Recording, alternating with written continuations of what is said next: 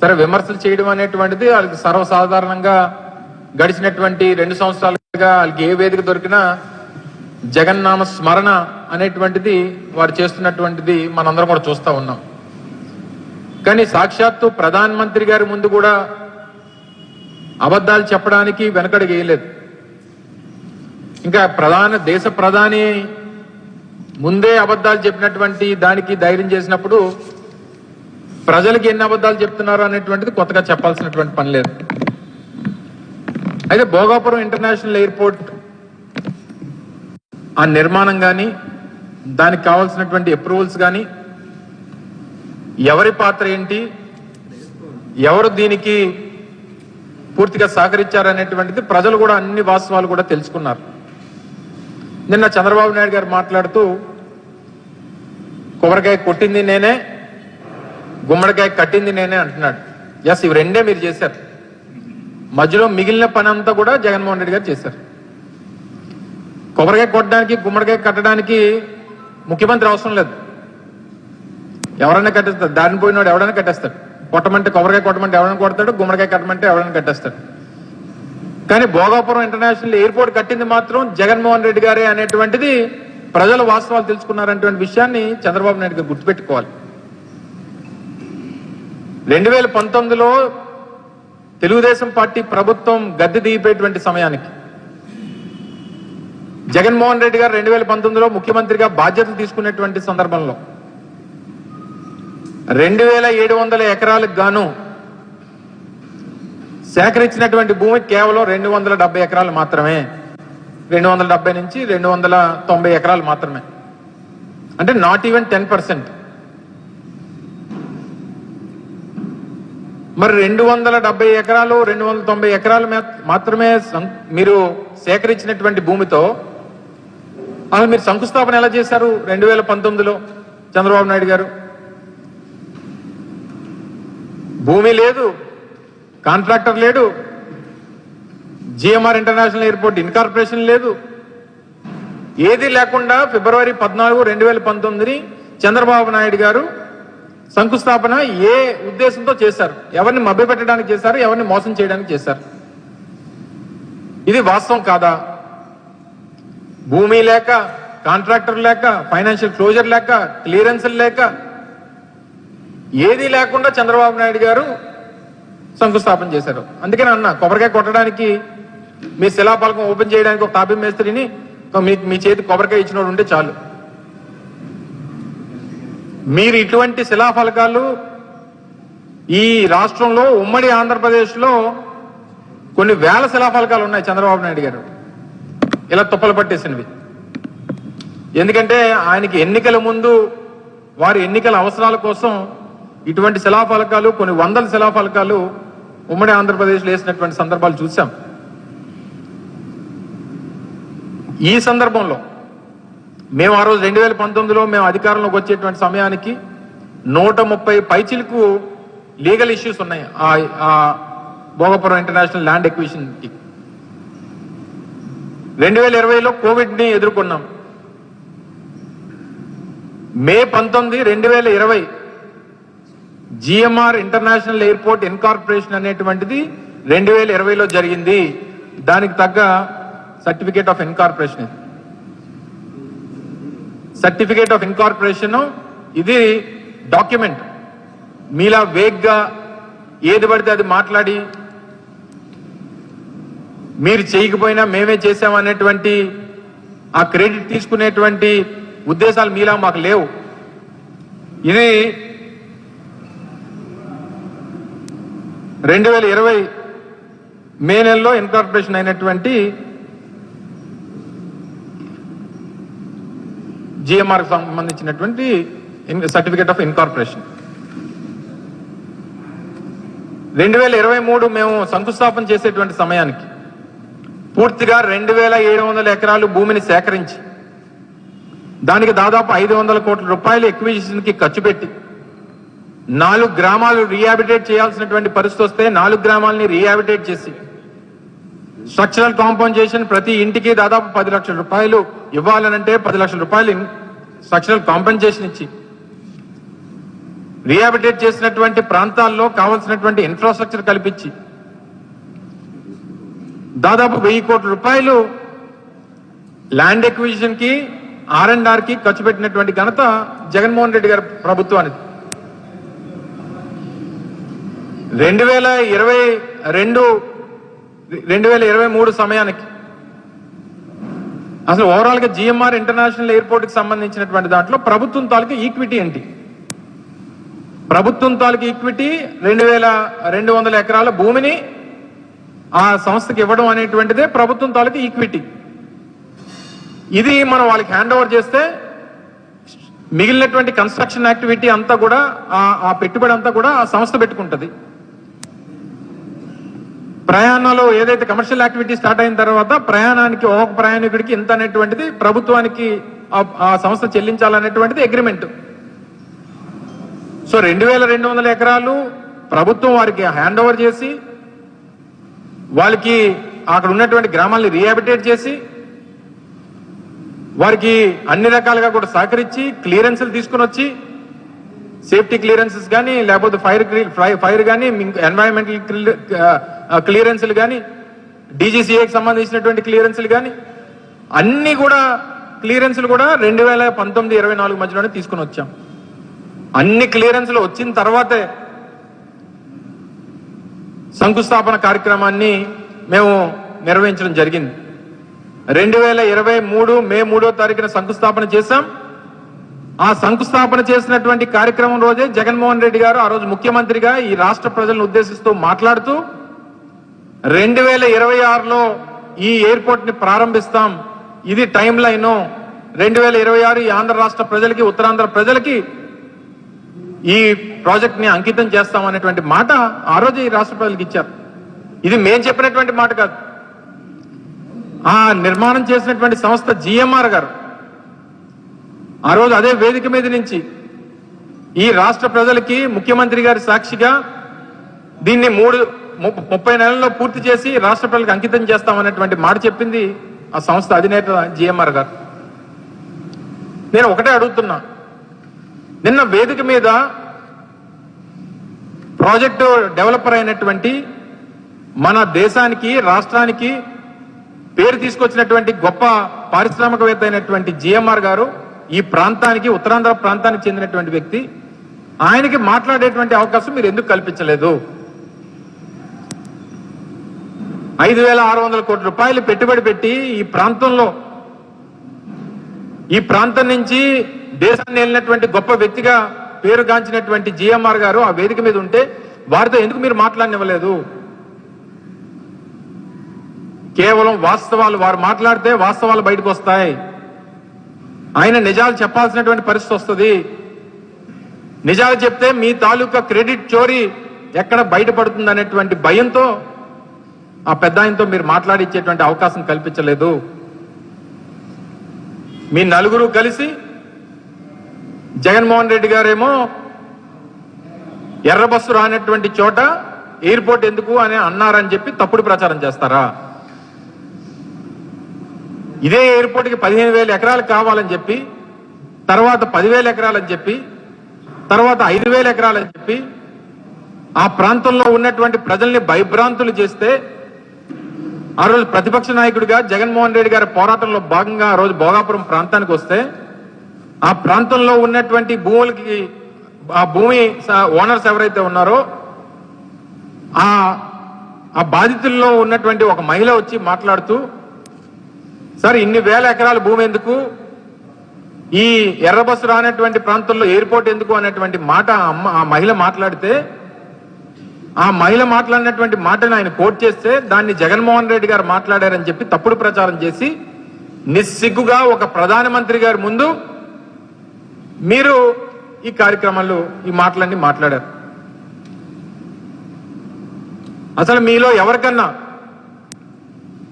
ప్రధానమంత్రి గారు మాట్లాడినటువంటి ఉన్నటువంటి వేదిక మీద గతంలో కూడా మేము ప్రభుత్వంలో ఉన్నప్పుడు విశాఖపట్నానికి ప్రధానమంత్రి గారు వచ్చినప్పుడు జగన్మోహన్ రెడ్డి గారు ముఖ్యమంత్రిగా ఆ రోజు వేదిక మీద నుంచి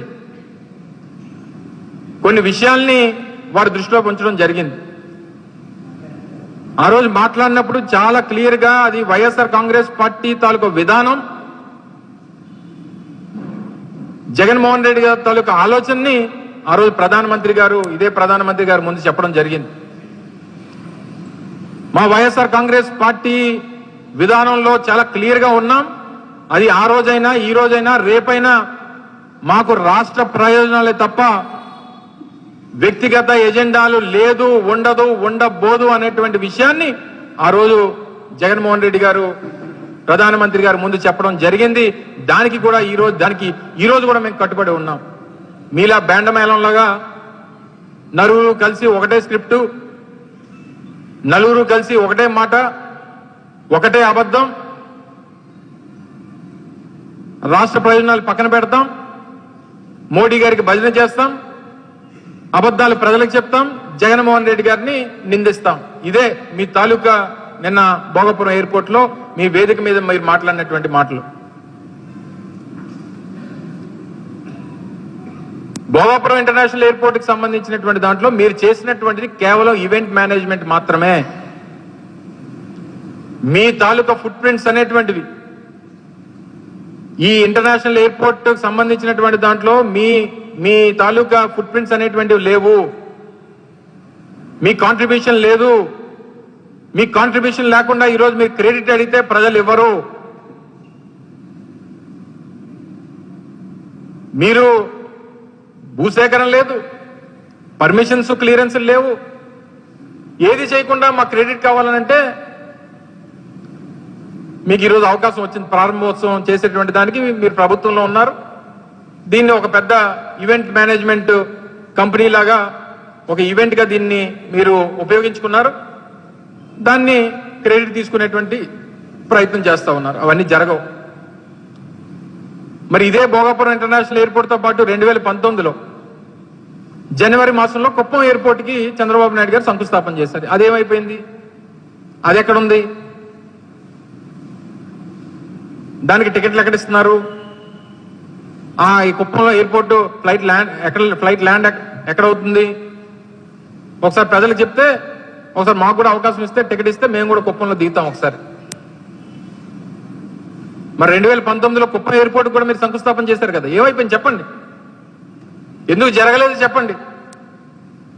మీకు ఎన్నికలు వస్తే ఎన్నికలకు 6 నెలల ముందు ఒక తాపీ మేసుని పట్టుకొని, ఆ శిలాఫలకాలు తయారు చేసేటువంటి వ్యక్తిని పట్టుకొని ఫుల్ డిమాండ్, ఎవరికన్నా వ్యాపారం లేకపోతే 2029 ఎన్నికల ముందు 6 నెలల ముందు శిలాఫలకాల వ్యాపారం పెట్టుకుంటే చంద్రబాబు నాయుడు గారు వేసుకుంటూ పోతారు రోడ్డు మీద కనబడిన ఖాళీ స్థలం వలన. ఎందుకు ఈ శిలాఫలకాలతో పనులు అవ్వవు?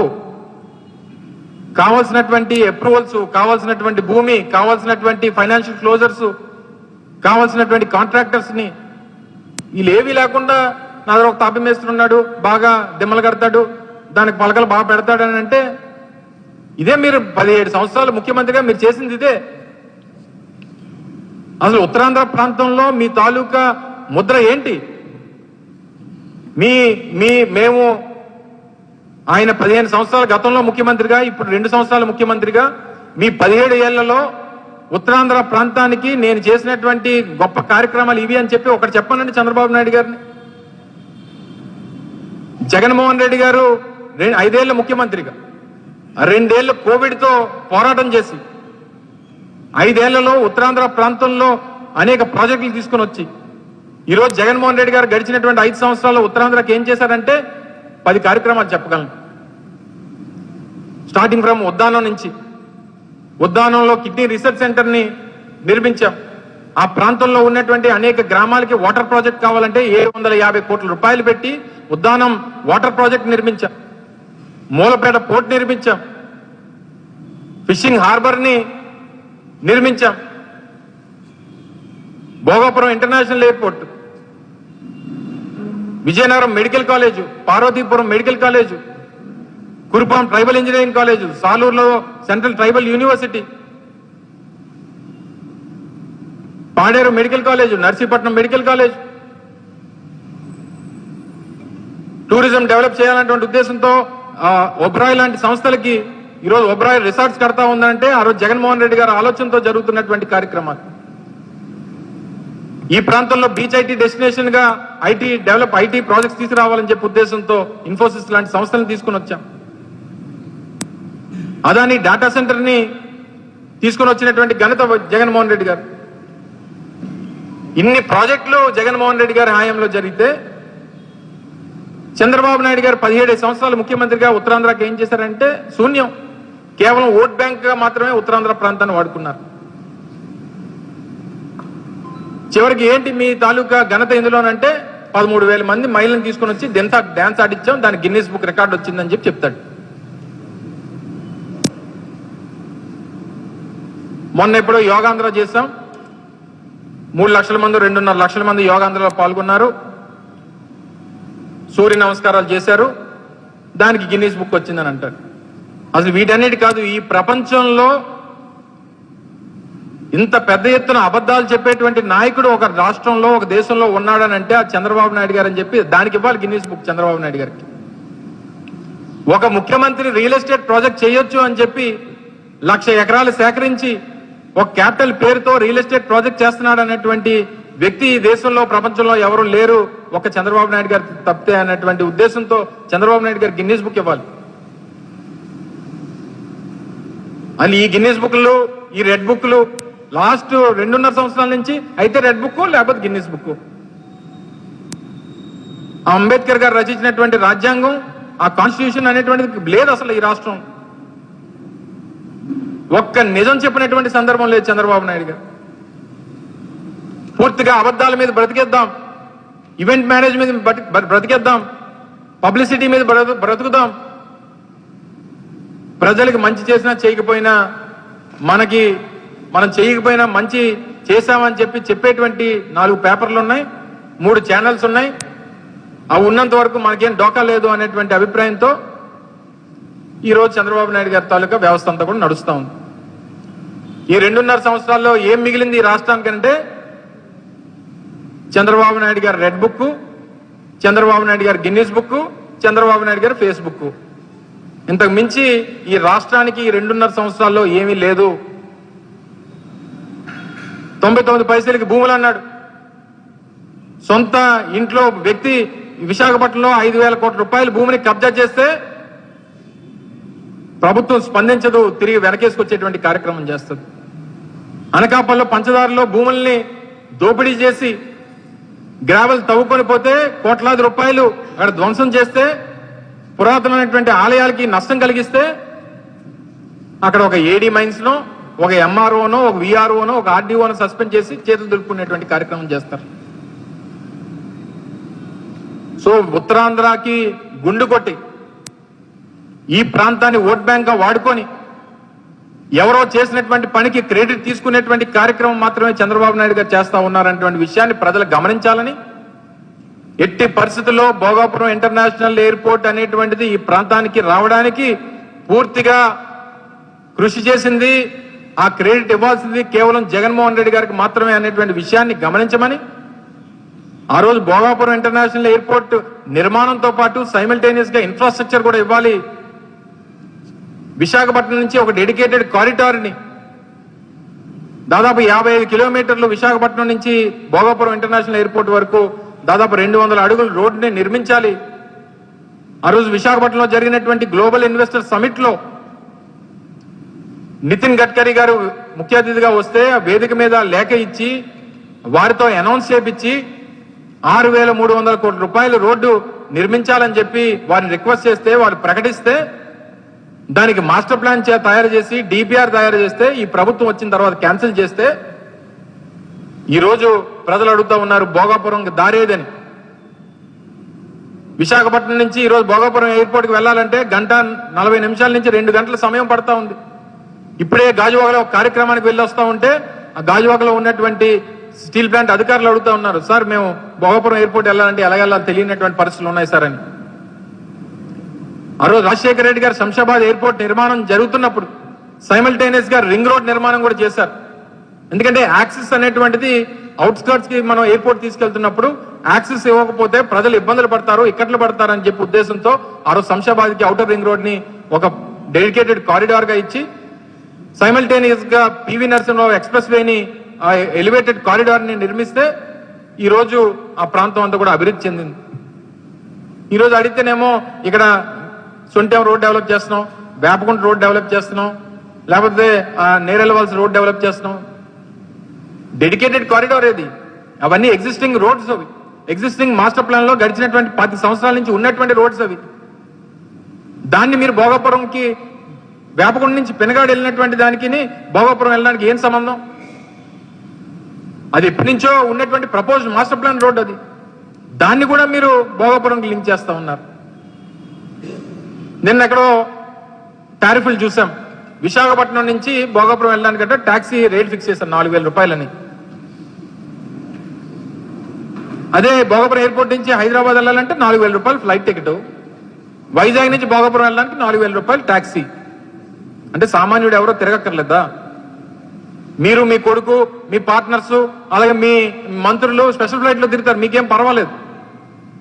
ఒక సామాన్యుడు రేపు ఫ్లైట్ ఎక్కి విశాఖపట్నం నుంచి హైదరాబాదో, విశాఖపట్నం నుంచి చెన్నైయో వెళ్ళాలనంటే ఫ్లైట్ టికెట్కి ఎంత రేటు పడుతుందో, విశాఖపట్నం ఎయిర్పోర్ట్ కి, వైజాగ్ నుంచి భోగాపురం ఎయిర్పోర్ట్ కి వెళ్ళాలంటే అంత డబ్బు ఇవ్వాల్సినటువంటి పరిస్థితి తీసుకుని వచ్చారు.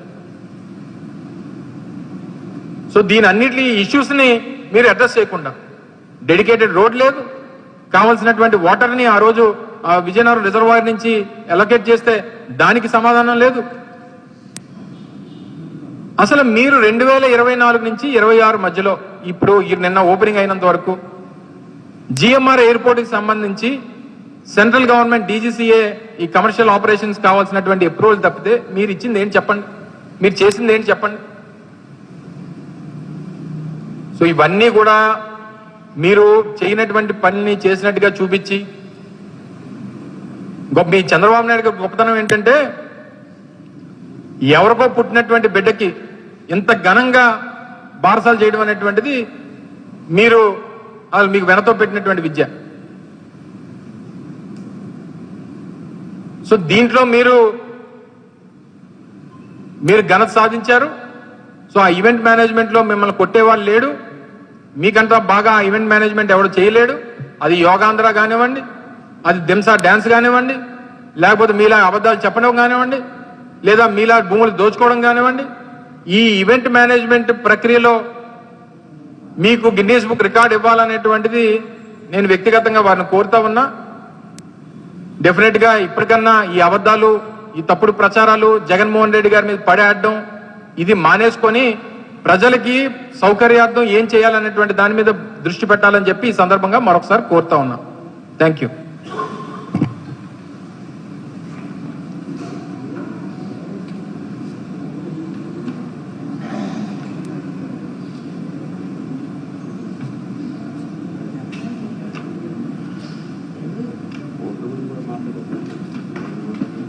ఏమని